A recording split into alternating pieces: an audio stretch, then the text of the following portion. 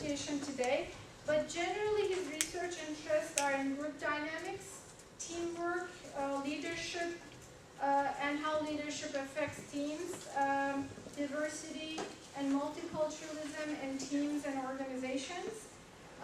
He published in several journals actually. He published in group and organization management, small group research, organizational behavior and human decision, making processes, social influence, etc.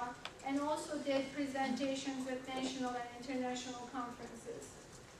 So this professor is great, and I hope that you get to meet with him more in person in the future. You never know, he may be at your dissertation committee for the PhD students in the future. He was very gracious to accept to drive all the way to, from San Diego and meet with you and do this presentation. So I hope you like it, and I hope you'll have more opportunities in the future to get to know him. So thank you, Nick.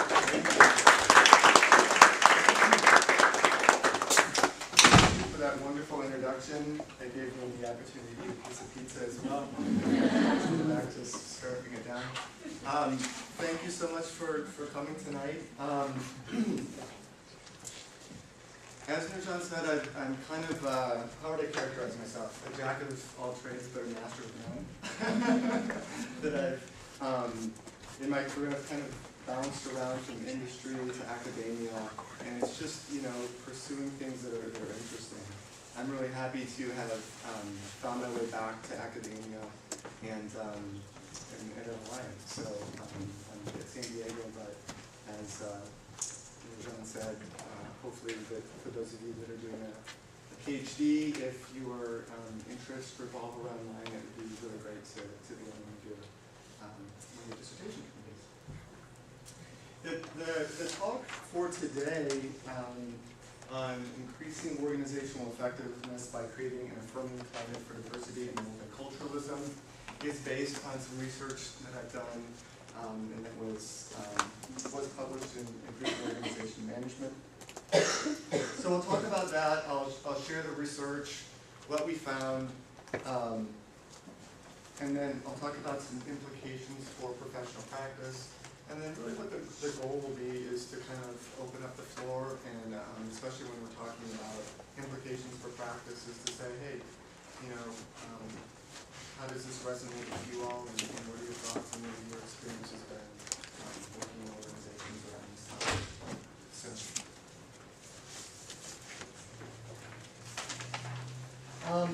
I'd like to start by looking into the future. So this is some data that the U.S. Census Bureau has collected, and as well as some projections. So by the year 2060, so this is about a 50-year projection, the Hispanic population in the United States is projected to double. So by the year 2060, nearly 1 in 3 U.S. residents will be Hispanic. Right now it's like 1 in 6, so it's going to be 1 in 3 in 50 years, and we're moving. It doesn't happen overnight, right? And so over the next 50 years, we're going to see those numbers go up. The black population in the United States will rise slightly from 13% to 15% by 2060. The Asian population will more than double from 5% to 8%. American Indians and Native Alaskans will increase by more than half. Native Hawaiian and other Pacific Islander populations are expected to double. And then the number of people that identify as multiple races will more than triple. So the picture for the future looks different than it looks right now. Certainly the bottom line being that the United States is becoming much more racially and ethnically diverse over the course of the next 50 years. In fact, some people say that the U.S. will become a majority-minority nation. That is, most of the people in this country will be what were previously categorized as minority populations. So non-Hispanic whites are going to remain the largest single group. at 43%, but there won't be a single group that is the majority group in 50 years' time. What the census calls minority populations, that are now 37% of the population, are projected to be 57%. So I think we need a new word. We're not talking about minorities anymore. We're talking about, we just have a different group. So if nobody's a majority, then it kind of, the words majority and minority kind of lose their meaning. So we can be a little bit more descriptive, and we might need to be to talk about, say, I'm white Hispanics, Asians, etc. So in addition, there's an age component as well. So the older population will predominantly be non-Hispanic white, while younger ages are increasingly non-white, basically. So age 56 or over is where we'll see non-Hispanic white, but those 18 or younger will be primarily non-whites.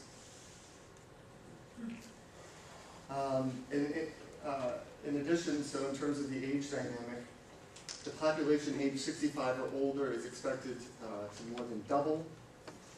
But alongside with our population becoming older, the working age population is expected to increase, but overall, in terms of the share of the total population, decline from 63% to 57%.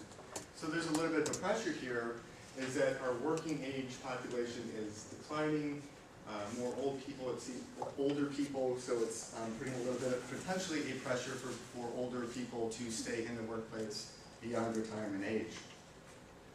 Either that, or people have to fill positions elsewhere, or just do more with less. But we don't need to look into the future.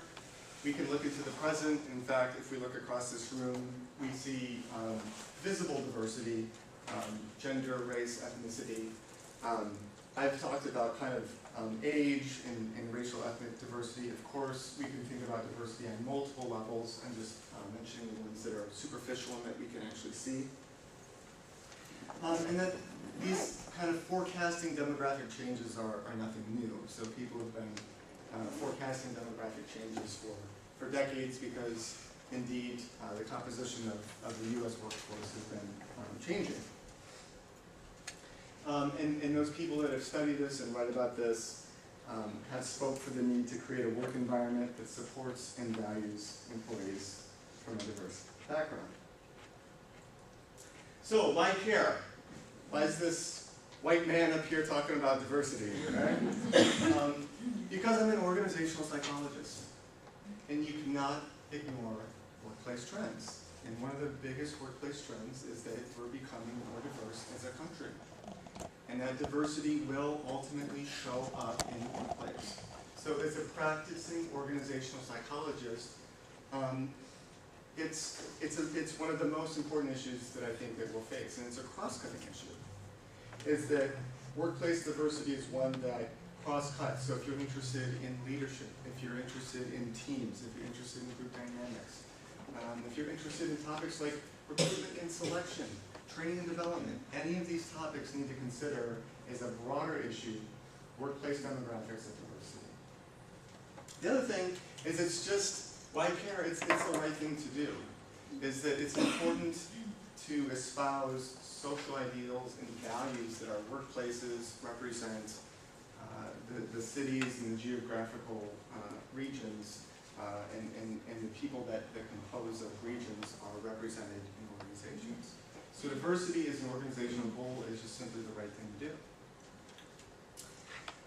If you're somewhat skeptical, or if you don't seem to want to embrace that as a diversity as a social good, of course there's legal reasons for caring about diversity, and that it's not just a nice thing, but it's a necessary thing and a legal requirement that our workplaces use procedures that are fair to all groups, and that we hire, for example, groups at proportional rates, or at least not disproportionate rates. So it's important to think about recruiting, again, a diverse workforce that represents the population in our geographic area. In terms of thinking about employee recruitment and retention, what we want to do is make our workplaces attractive for all members. And so if, it's a legal requirement to have a workforce that reflects the geographic region. We have to make sure that we get people to apply to our organizations. Again, with demographic changes, we have organizations have a more diverse customer base. So in terms of connecting with customers, it's important that people that are in customer service or thinking about product design are connecting with a very diverse customer base, and so they're not just creating services or products for one group of people, but are creating either a multitude of services or services that work for many people. And then the topic of today is that we should care about diversity for the purposes of being effective organizations and being financially successful.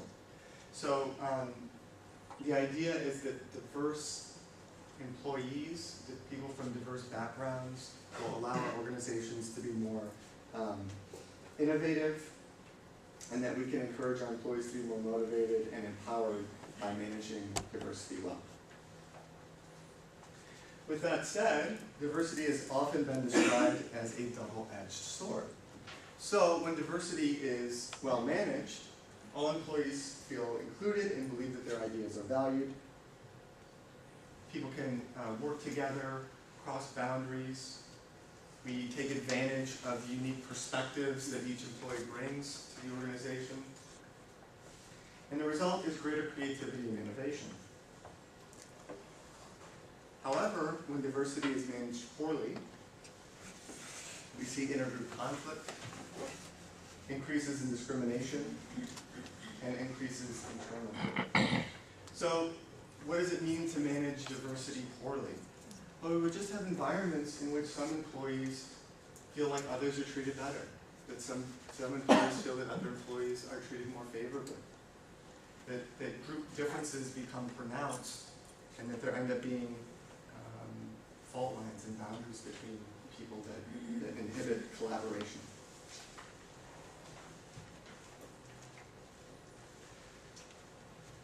So, what evidence is there that diversity is a good thing? So unfortunately, or I guess if we just say not fortunately or unfortunately, just kind of what it is, diversity research has been limited and inconsistent, and then most reviews find that there's no main effect linking diversity with business performance. In other words, there's no overall result to show that the more diverse an organization is, the better it will perform. The less diverse, the less well it performs. So there's no overall kind of main effect of that relationship. The relationship is just more complex than that.